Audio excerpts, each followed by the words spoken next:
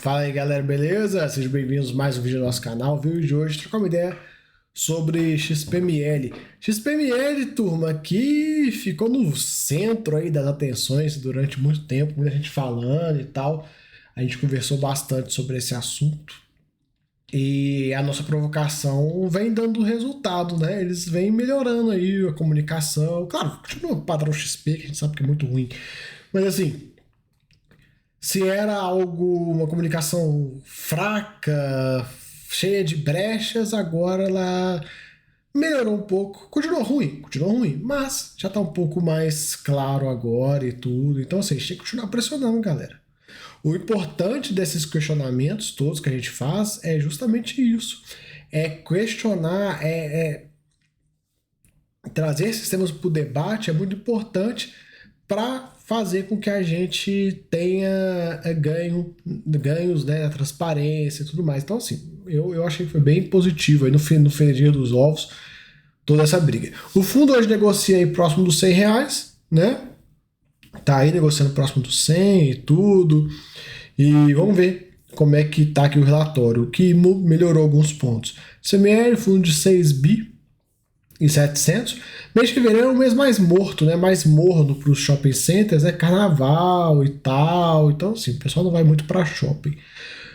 Ele coloca, né? Aqui foi falando das aquisições que o fundo fez e eles deram um upgrade no gráfico lá na página 6, a gente vai ver. E ele comenta: a partir desse mês passamos a reportar o cronograma de desembolso até o final de 27, de modo a trazer uma visão mais completa para as coisas do fundo. Custava fazer isso desde o início? Tinha que bater muito aqui para isso acontecer, né? E ele comenta que o fundo vendeu 66 milhões de cotas de fundos imobiliários, né, trazendo esse montante para o caixa do fundo. Excelente notícia também, né? E nesse mês o NOI cresceu aí 5,4%, né, de plência já negativa, já recuperando os valores.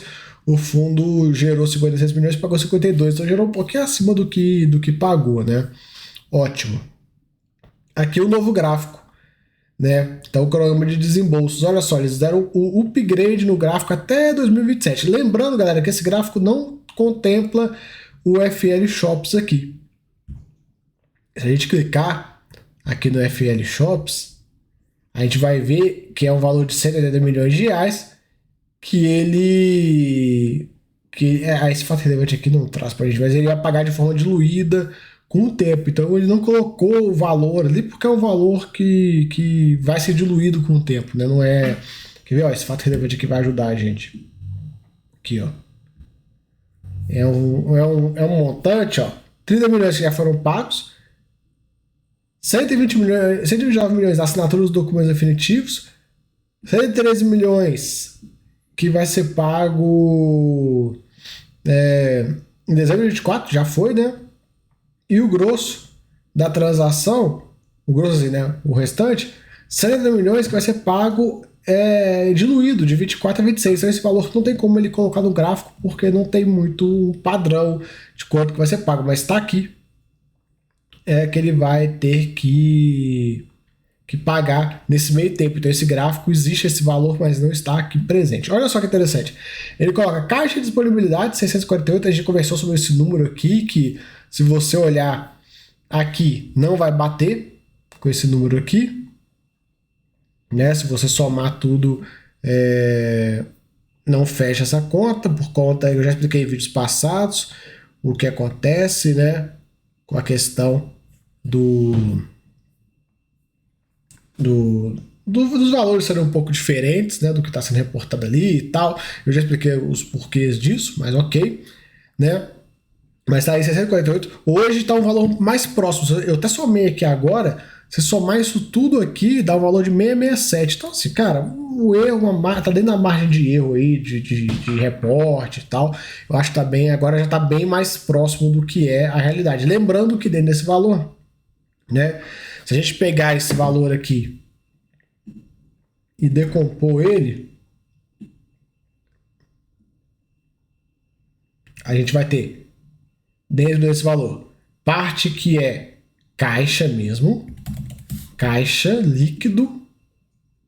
A gente vai ter dentro desse valor FIIs e a gente vai ter nesse valor o tal do CRI conversível. Então, mais ou menos é assim que fica dividido esse valor. Então, lembrar que essa parcela FIIs, por mais que ele vendeu 66 milhões, né, não é totalmente líquida, né? Então a gente tem que pensar nisso, né? Não é um investimento, não tá no caixa, o gestor ele pega a hora que ele quiser, ele precisa fazer esse trabalho de venda. Então isso aí é um fato, isso aí não tem o que falar.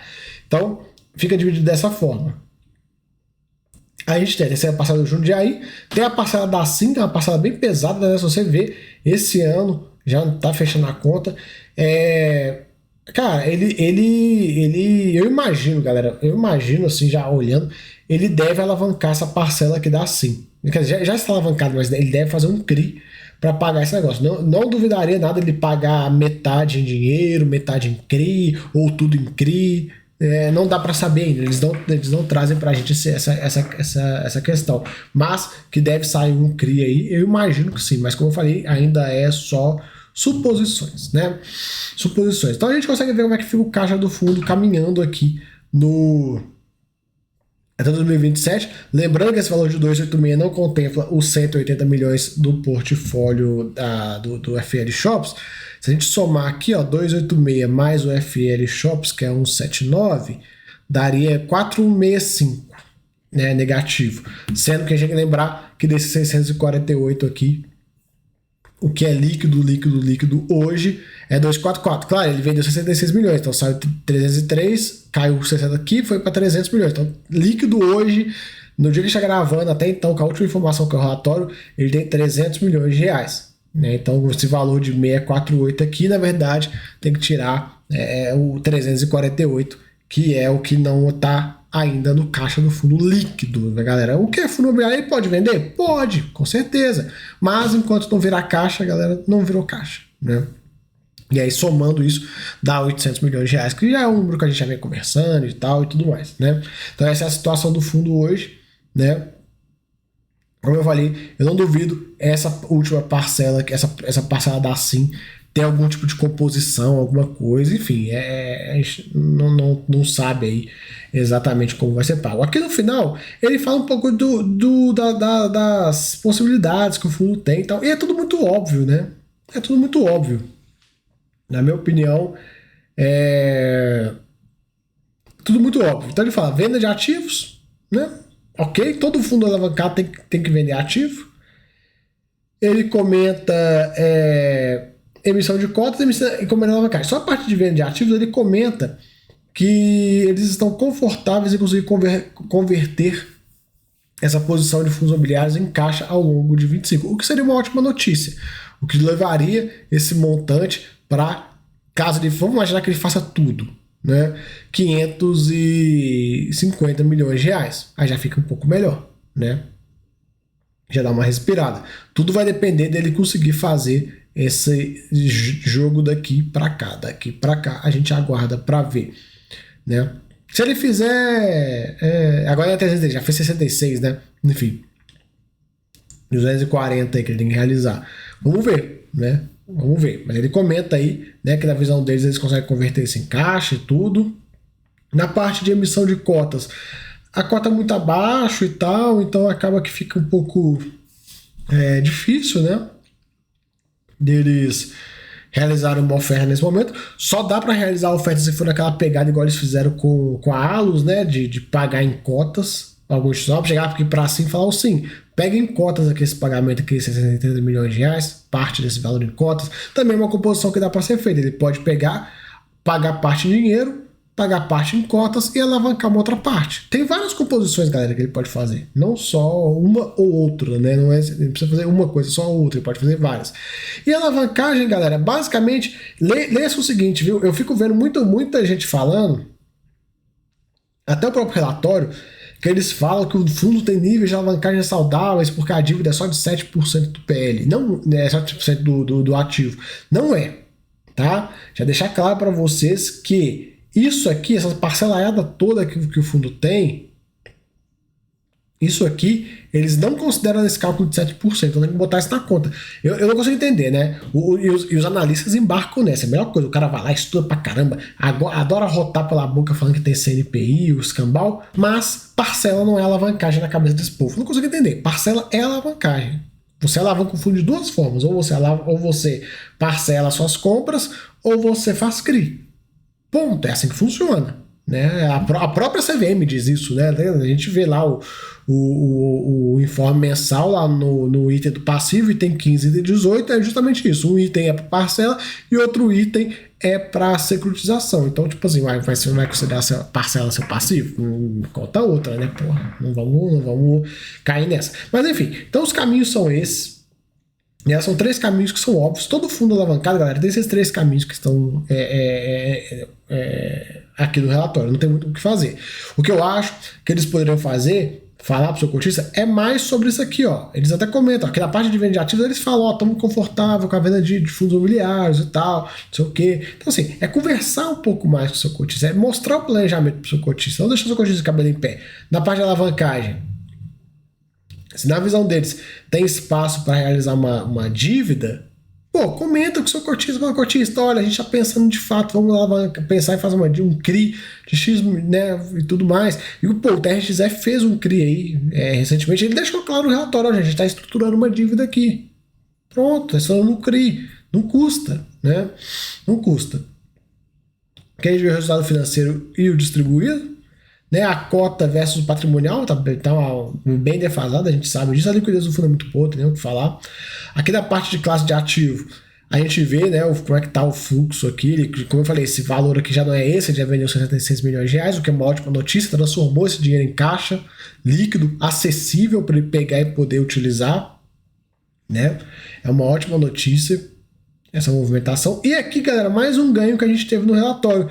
Eles colocaram aquela linhazinha que representa 5% das receitas do fundo, né? Mostrando até onde o 5% coloca. E lembrando, hein, esse gráfico daqui também não coloca as parcelas. Então esse valor de caixa que tem aqui negativo não está considerando essas parcelas. Claro, ele pode usar os 5% e pagar isso aqui? Pode. Outro ponto, por que não falou sobre isso? Ele botou a linha aqui, mas ele podia muito bem falar, porque o fundo, se a gente vier aqui em cima da DRE, ó, nos últimos 12 meses, ó, existe um gap aqui, ó. Ele vem juntando um pouquinho de reserva. Então, seria legal a gestão falar assim, olha, o nosso objetivo de fato é distribuir só 95% do resultado e vamos usar esse 5% para bancar 25, 26, que a gente ganha um respiro, 27 a gente também consegue bancar, e aí a gente só vai precisar de olhar para essa questão lá em 28. Podia ser um caminho, falar, não precisa dar um guidance tão longo, mas pelo menos falar, ó, agora em 25, vamos reter e vamos usar isso para pagar e tal, porque quando eles pegam aqui no gráfico e não consideram esse fluxo de amortização, acaba mascarando um pouco esse gráfico, porque esse gráfico é 648 e tudo mais, menos 62. Lembrando que parte é CRI, parte é FI. Né? A gente tem que saber se ele vai conseguir converter isso, fazer esse movimento, né, de transformar isso em caixa. E aí tem a questão desse valor aqui, do 62, que não é 62, a gente sabe disso, é maior por conta dessa capacidade que a gente não sabe se ele vai conseguir executar tudo, né? Não dá para cravar ainda. Se executar tudo, ótimo, excelente notícia. Se não executar, a gente trabalha. Enfim, mas aí tem que fazer essa movimentação e tem que lembrar que caso ele não vá reter os 5% do resultado, tem que somar mais 23 milhões nesse ano. Então eu jogaria esse valor, considerando os números que eles estão divulgando, mais 23 milhões aqui, então ficaria menos 85, né? Menos 85, e aqui no 125 tem que somar mais 50, então daria menos 175. Então isso tudo, galera, são algumas pontas soltas que a gente tem que pegar e tem que apontar, porque já que eles já estão melhorando o relatório, trazendo mais informação e tal, queira ou não, galera, a gente sabe, o relatório da XPA tinha muito fraco. Então a gente tem que cutucar mesmo, a gente tem que causar essa provocação para ver se eles vêm e deixar a situação um pouco mais clara, porque, velho, é aquela coisa, não tem jeito. A XP fez muita lambança no XPPR. Não tem jeito, cara, é credibilidade. É credibilidade. Né?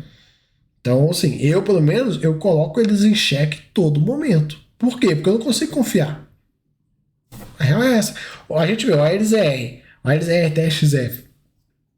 Estão bem alavancados, mas lá é outro nível de preocupação do que aqui. Aqui é muito mais elevado. Por quê? Porque a gente sabe que a gestora tem um histórico difícil, tem um histórico complicado. né? Muito por conta do que a questão de PPR. Então não tem jeito, né? E depende só deles para limpar essa lambança que foi realizada. Mas enfim, então acho que de passiva a gente já tá bem conversado aqui. Não vou ficar mais batendo tanto. Não, não vou agora nesse vídeo eu vou ficar batendo mais essa tecla, galera, porque eu acho que assim, se teve um canal que explicou isso aqui de todas as formas possíveis e imagináveis, foi o meu. Então não tem por que a gente continuar falando de algo que já foi explicado. E, cara, fizemos uma série de vídeos sobre esse assunto. Então acho que tá mais. Quem me assiste já tá mais do que careca de saber, né? Da situação, mas como eu falei, eu já apontei para vocês as várias pontas soltas que tem, que a gente tem que pegar e analisar. Não é pegar esse gráfico e olhar esse gráfico e falar assim, pronto, é isso, acabou, eu vou seguir esse gráfico de forma cega.